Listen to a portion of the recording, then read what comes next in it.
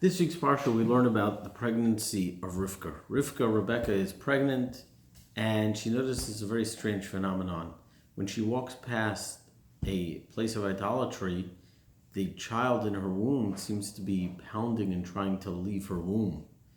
And then she walks past the house of study of Torah, of Shem and Aver, the place of spiritual holiness, and again the fetus seems to be pushing, trying to leave. As if to say the child wants to go engage in idolatry and in a relationship with Hashem, with God. And what's going on? Is this a child with some sort of personality disorder? Is there something wrong over here? And she goes to get counsel from Hashem, from those who can teach what message Hashem is sending. So she goes and she's told two things. She's told that she doesn't just have a child, she has twins. And not just twins, but there are two nations within her. And these nations are engaged in this epic battle, and that's Yaakov and Esav, Jacob and Esau. And Jacob is the one, Yaakov is the one who wants to come out when they pass a house of yeshiva, a house of study of Torah. And Esau is the one pushing out when you pass a place of idolatry. When you think about this, there's really a very deep question to ask. And the question is, do you mean to tell me that Esav in the fetus, in the womb as a fetus, was already somebody evil? And Yaakov was already something holy?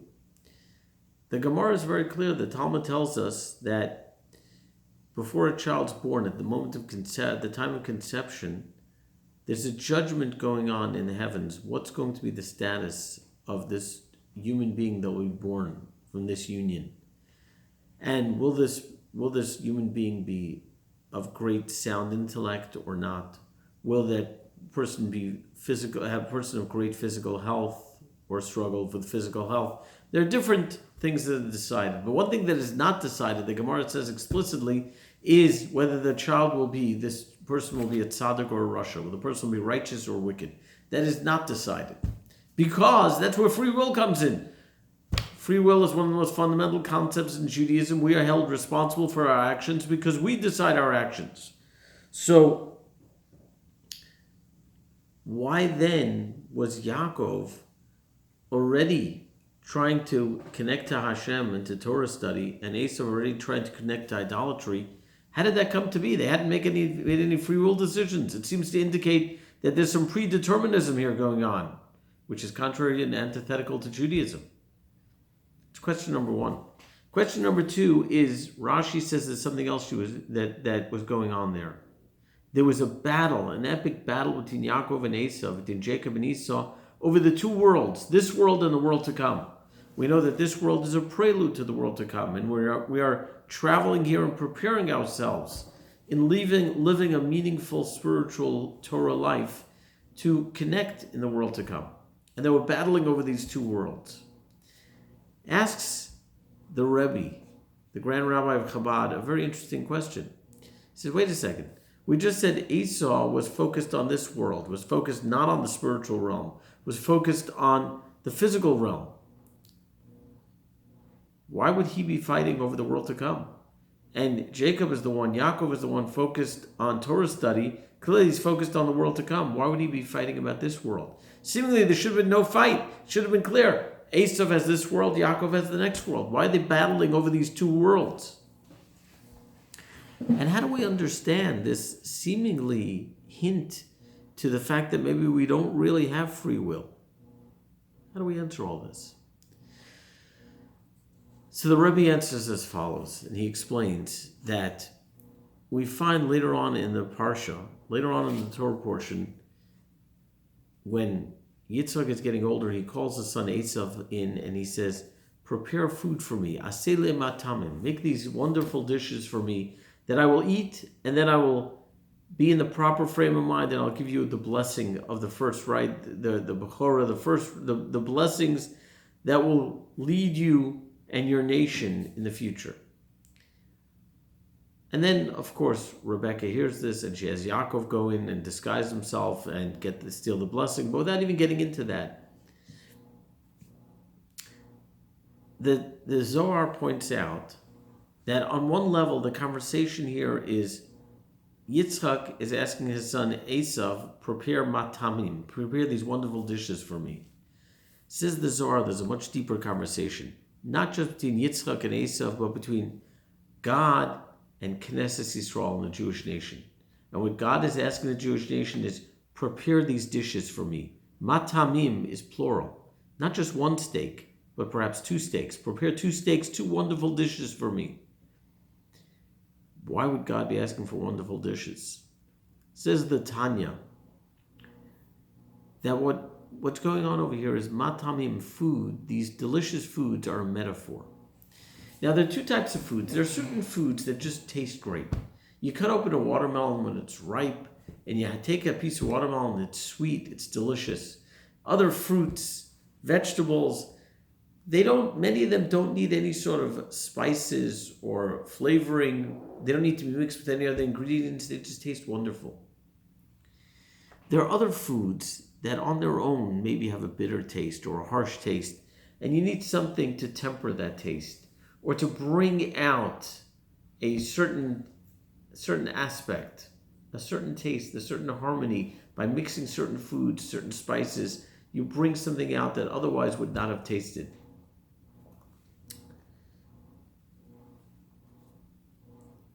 That's two types of foods. Says the Tanya, that's a metaphor for two ways of serving Hashem.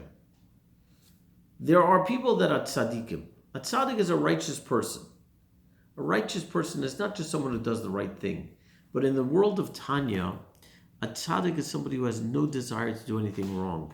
He or she is completely focused on their spiritual world, focused on doing the right thing, focused on their relationship with Hashem. And doing a wrong thing doesn't even come into their mind. You know those people who just never get angry? You know, you're sitting with some friends and a certain person's name comes up and everyone's like, oh, let me tell you about that person. Oh, did you hear what happened? And so on. And they start tearing that person down. And this person just has no interest. No interest. You know, it's early in the morning and it's time to get up for services or study Torah. And most people are thinking, you know, I'm tired. I want to sleep in. I don't know if I want to go to that Torah class tonight. I want to sit on the couch. And this person's like, no, I'm going to study. I'm getting up early. I'm so excited to pray. I'm so excited to be at services. Where's this person coming from? That's a tzaddik. A tzaddik is somebody who the Yetzer Hara is like kind of non-existent within them. The negative side is non-existent. They just have that spiritual connection. And then there's two other groups of people that Tanya says. There's the Beinani, the one who's in the middle, and the Rasha, which the Rasha is typically translated as somebody who's wicked. We'll see a Rasha is not somebody who's wicked. Something else. Something much more relatable. The Beinani, when we say the Beinani is the one in the middle, we do not mean somebody who sometimes does the right thing, sometimes does the wrong thing. In the world of Tanya, Beinani means something very specific. The Beinani is the person who does the right thing but has to fight through.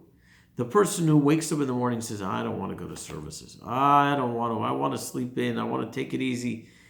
And he or she pushes through. They push through and they wind up at services.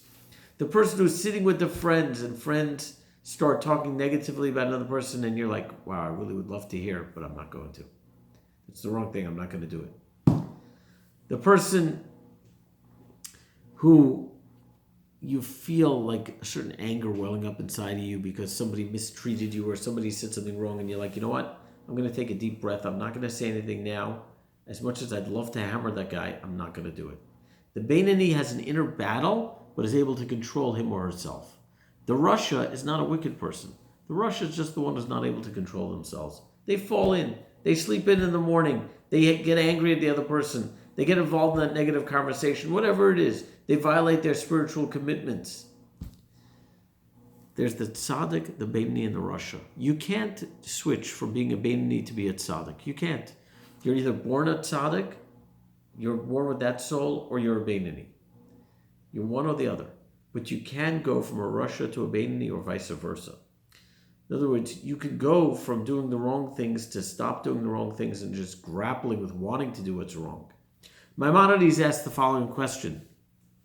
Rambam asks, who's greater? The person who wants to do something wrong and doesn't do it, or the one who doesn't even want to do it? You know, you see that that BLT, that ham and cheese sandwich, you're like, wow, that looks great, but I'm not going to eat it.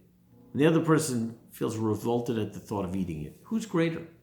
Is the one who doesn't even want to do it on such a great level of spiritual development, they don't even want to do what's wrong. They don't even want to speak negative. They don't even want to look at something inappropriate. Or is the one who says, I could totally get into that, but I'm not going to because it's wrong. That's Maimonides' question. And without dealing with his answer, which is a whole fascinating answer unto itself, in the world of Tanya, the way the Rebbe explains, there are two different people. The tzaddik is the one who doesn't want to do what's wrong. And the Beinoni is the one who wants to but doesn't. And they both have their role within Judaism. They both are important. Yaakov is Ish Tam Yoshev Aholam. Yaakov is the one who dwells in the tents, the one who doesn't have the Yetzer Hara, doesn't have the negative drive. His role is take spirituality to the next level. Take Torah knowledge or awareness or teaching to the next level. It's not about not going down, it's about going further.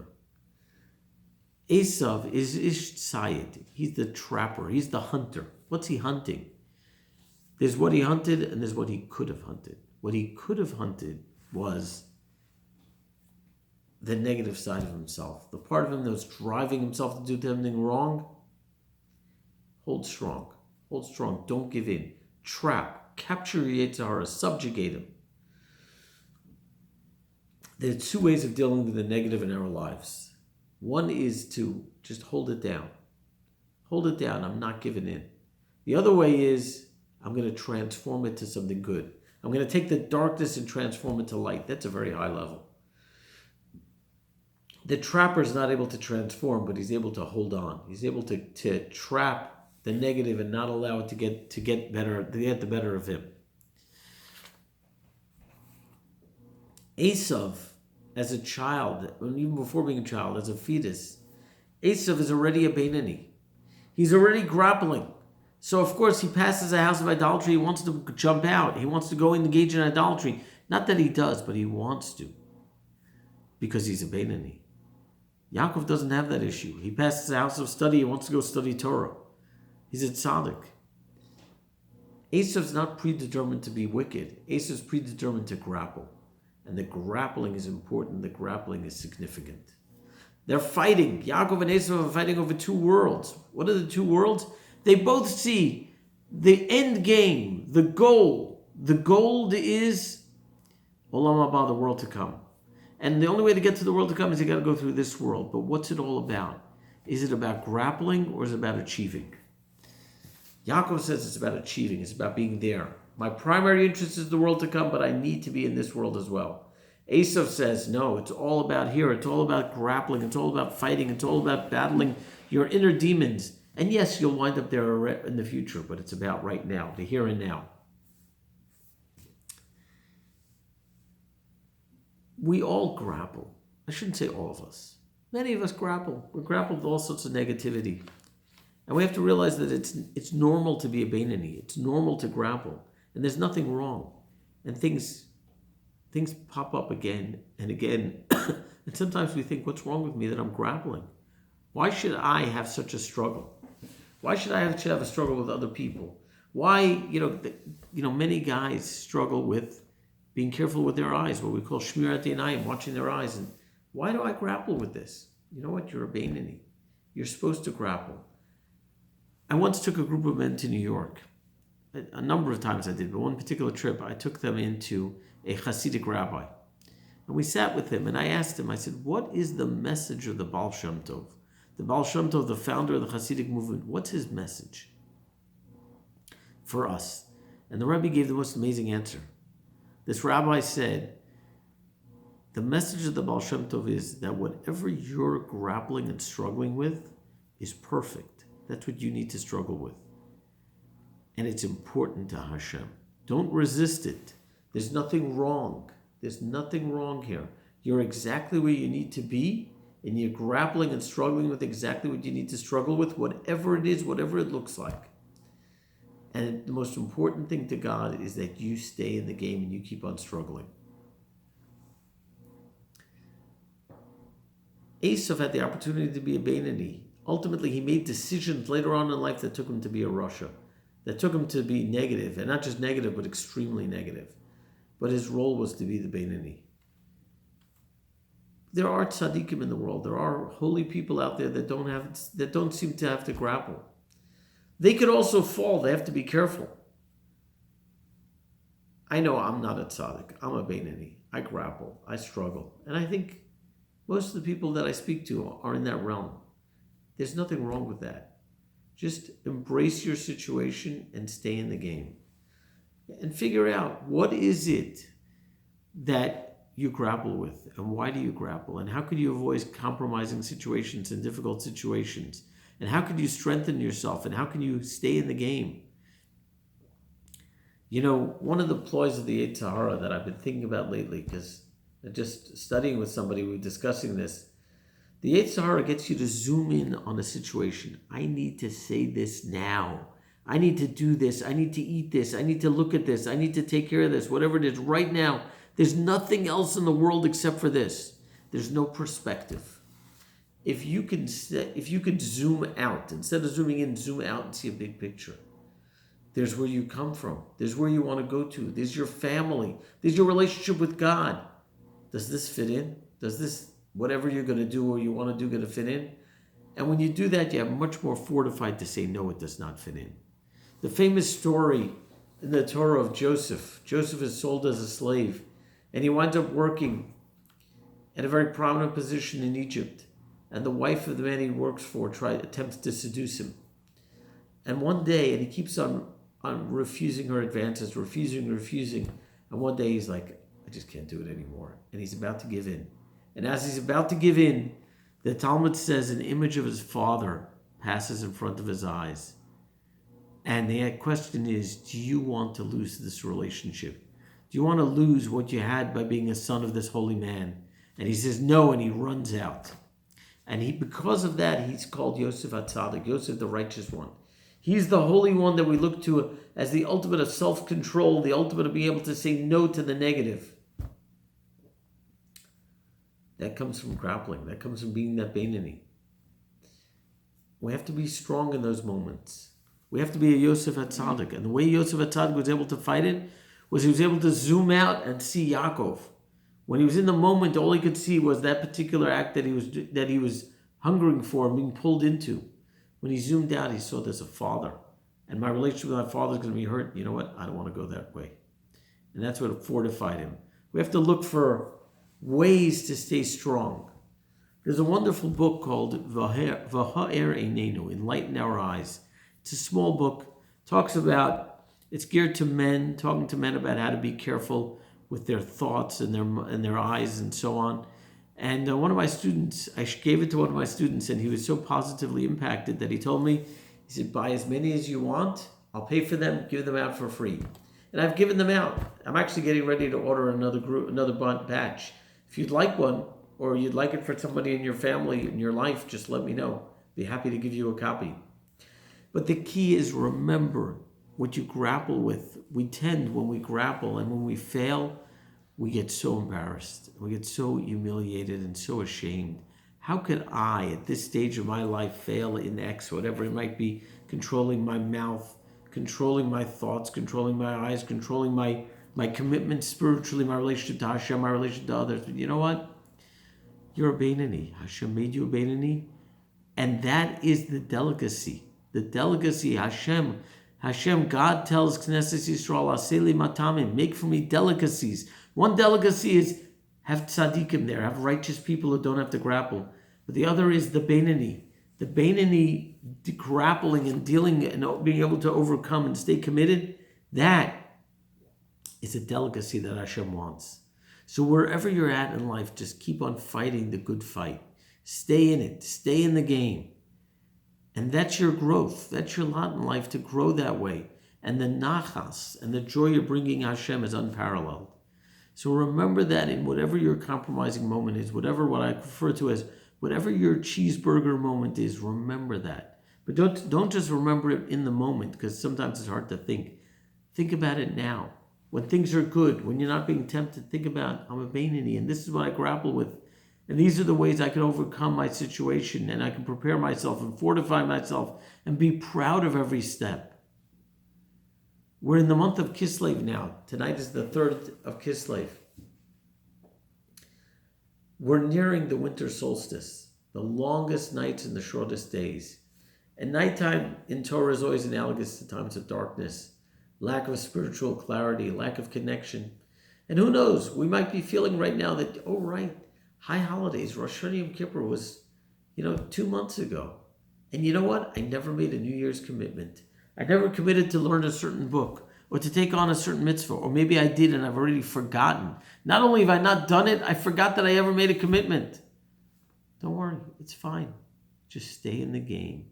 Move forward. Put one foot in front of the next in spiritual terms. Whether it's going back to your Rosh Hashanah commitment, whatever you're struggling with right now, appreciate the struggle.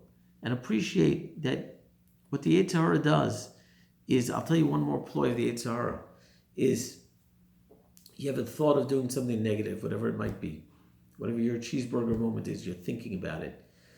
And the more you think about it, it takes on such an intensity. But on the other hand, you're so upset that you're struggling with it, but you can't seem to conquer it.